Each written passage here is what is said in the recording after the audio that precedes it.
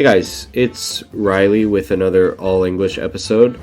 I want to start out by thanking everyone who came out to Osaka for the event. I had a really good time, maybe a little bit nervous again because it was maybe triple the number of people that were at either Sendai or Fukuoka. But I had a good time, and I especially enjoyed the after party and the after party.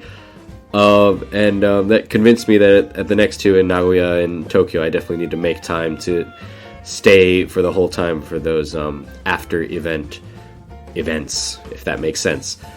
But yeah, anyway, thanks to everyone for coming, and I look forward to meeting everyone in Nagoya and Tokyo.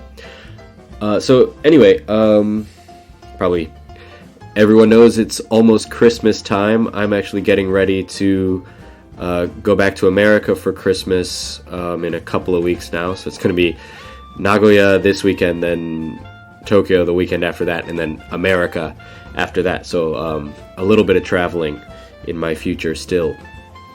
But anyway, yeah, probably, I think I've talked about Christmas on this podcast before, and I'm sure previous native English-speaking hosts have also talked about Christmas. So today I'm going to just talk a little bit about my family's Christmas traditions, which I think are a little bit different from the norm in America. Anything that I think is similar to what maybe most or many Americans do, I'll probably try to point out. But a lot of this stuff might be more or less unique to my family. And then maybe I'll do a follow-up episode in the future to say if we actually did these things or how Christmas went. I'm not sure about that, but I'm thinking about it. Anyway, yeah, let's get into it.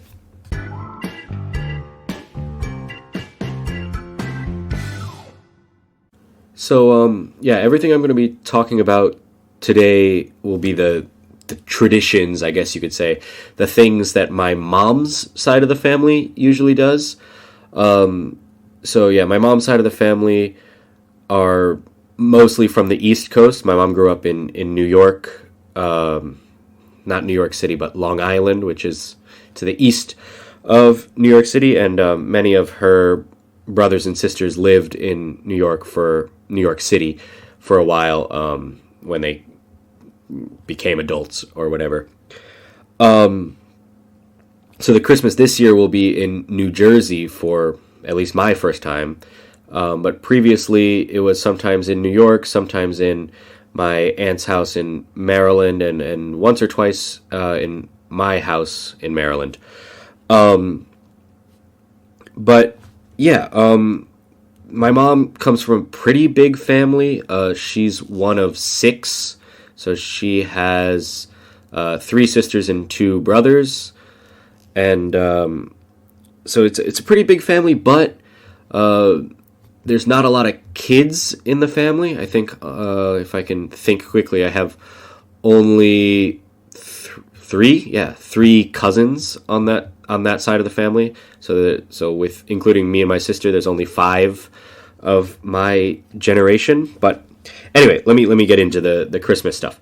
So, in my family, usually Christmas Eve dinner is a bigger event than Christmas dinner, which is, I think, a little bit strange for most American families.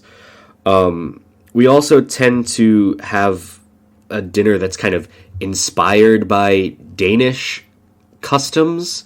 My uncle, so that's my mom's sister's husband, is from Denmark, and we kind of started slowly bringing in parts of like Danish Christmas, and then people liked some of it more than the American stuff we were doing before, so now that's kind of the norm for us. Maybe one of the main things there is eating duck on Christmas. I think maybe in Denmark they do goose for bigger groups, but goose can be hard to find in America, so we do duck. Not sure if goose is common in Japan, but goose is like basically a bigger version of a duck. I don't think I've ever seen one in Japan, but anyway, yeah, goose is kind of like a very big duck. But anyway, we usually have duck.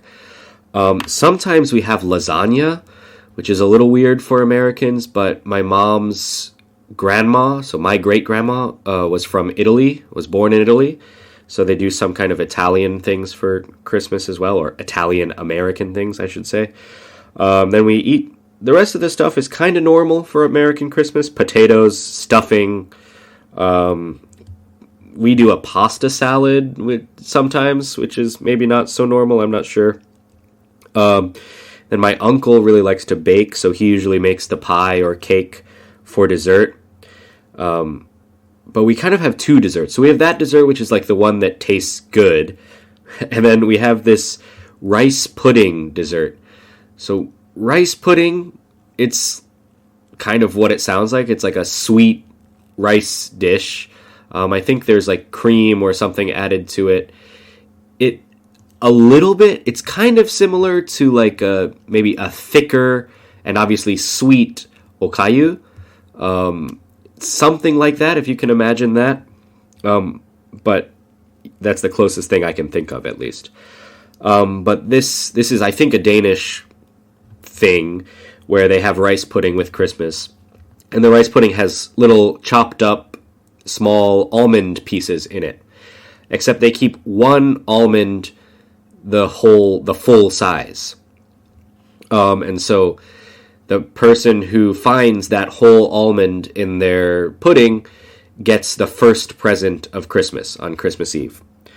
And our family kind of does a little variation of that, where usually my aunt, but sometimes everyone will buy like small presents and with no person in mind. So we'll buy the present, but not thinking that the present is for anyone in particular.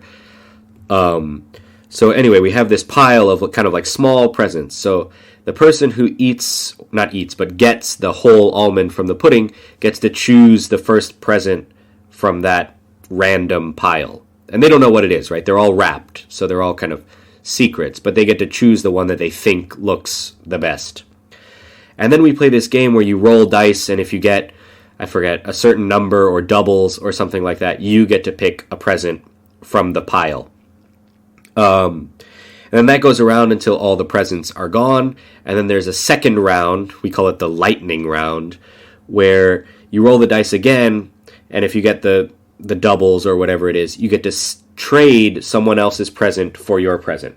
So no one can get more than one present at a time, but if you don't like the one that you picked after all, you think someone else picked a better one, you can trade them for it. And this is usually fun. When I was a kid and when my other cousins were younger, my sister maybe, there might sometimes be some crying if somebody took like my sister's present that she wanted to get and they gave her a bad one.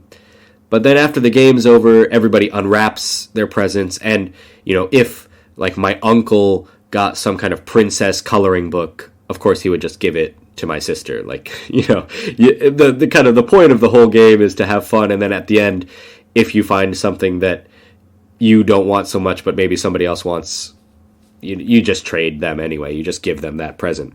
But yeah, in general, in my family Christmases, there's a lot of games.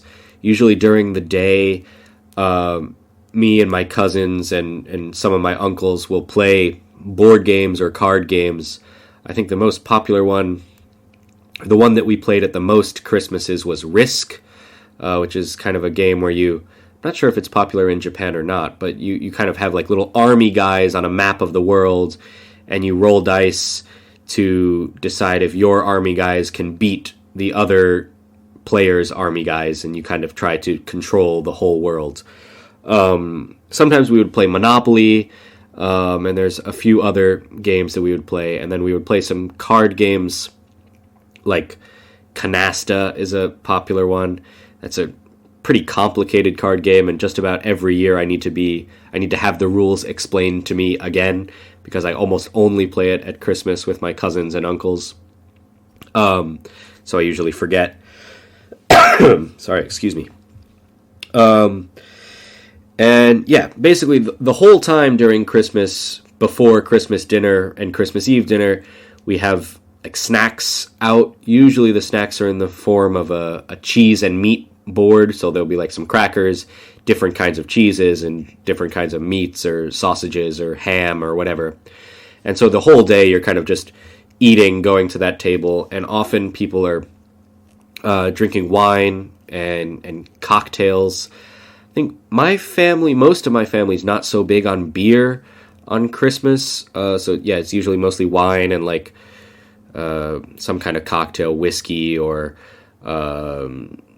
what's the one thing? There's something called like a brandy Alexander. I think that's what it's called. It's like a brandy is a kind of liquor, and you add some cream to it and like nutmeg or something. It's kind of like a wintry drink, kind of warm flavors, I guess, with the nutmeg, and maybe there's cinnamon or something like that too. I forget. But that's a common drink that we often drink. As a kid, maybe not kid, but probably from the time I was maybe 15 or 16, Christmas was one of the few times when I could drink. Like my family would give me like a glass of wine with Christmas dinner or something like that. Yeah, and I always looked forward to that before Christmas. Kind of weird. I would get to drink one glass of wine on Christmas. Maybe a couple as I got older. I don't know. Then another big tradition was that on Christmas morning, when everyone's first waking up, usually my sister would be the first one up, and she would want to open up presents early in the morning, but other people would take a little bit longer to wake up, might be a little bit hungover from the night before. But in the morning, there would usually be bagels. So bagels are a big New York food, and so for those of us, my family, and one other aunt's family who didn't live in New York anymore, we would always ask for one of the families that did live in New York to bring bagels. And so we would have bagels and cream cheese, and sometimes lox, which is a kind of like smoked salmon thing. And then would come opening presents. So these were the presents that people actually bought for each other, thinking, oh, this person might like this. And during this, we had something called Santa Boy, which was usually the youngest boy at that Christmas, which was often me. Most of my cousins were girls. I had one cousin who's a boy, but he's older than me. So it was often me. I would wear a Santa hat and just basically bring the gifts to everyone.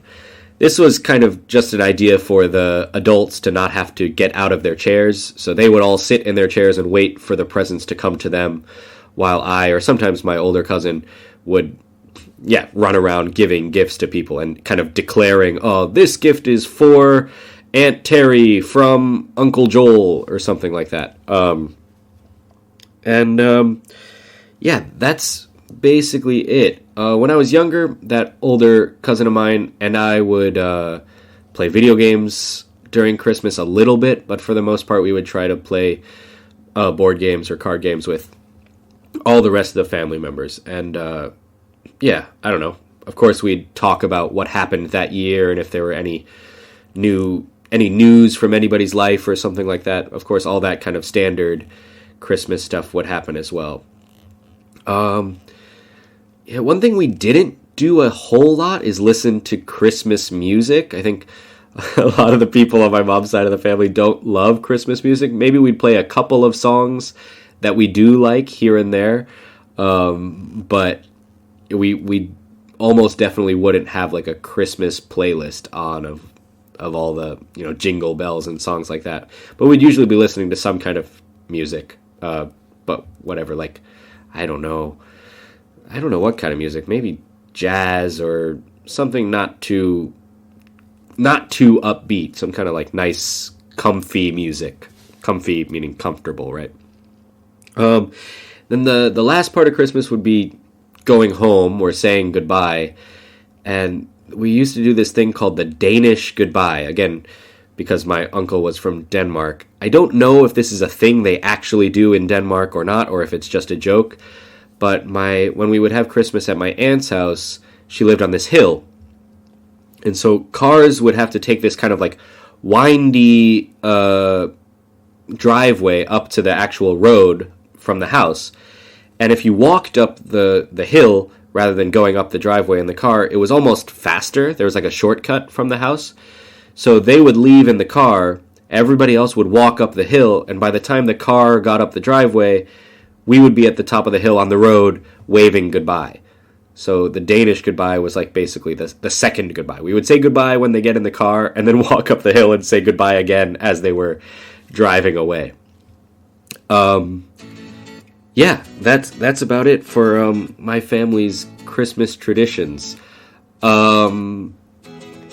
Yeah, so I'm really looking forward to it. I'll be there in 2.5 weeks or something like that now. And a lot of these people I haven't seen in probably about 3 years or something like that, maybe more in some cases.